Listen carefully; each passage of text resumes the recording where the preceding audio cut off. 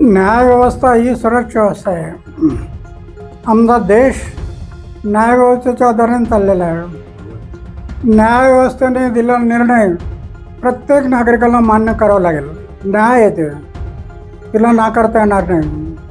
म्हणून न्यायव्यवस्था ही सुरक्षा व्यवस्था असल्यामुळे विकार करता येणार नाही. जो न्यायव्यवस्था सुरक्षा व्यवस्था आहे ते.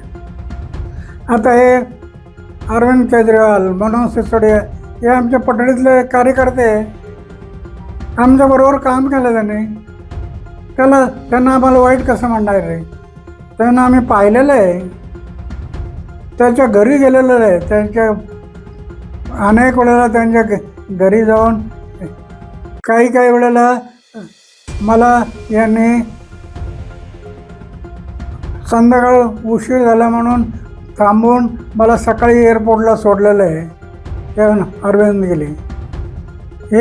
हे कार्यकर्ते यांना वाईट कसं म्हणणार? पण सत्याच असं. ओके, आता काय सल्ला द्याल त्यांना राजकारणामध्ये? तुम्ही समाजकारणामध्ये त्यांना काय सल्ला द्याल? सल्ला द्यायचं झालं तर एवढाच मी म्हणेल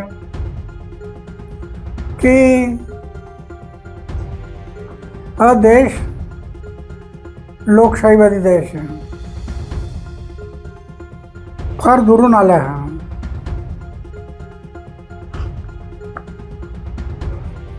हा देश सही सुरळीत चालला असं वाटतं तर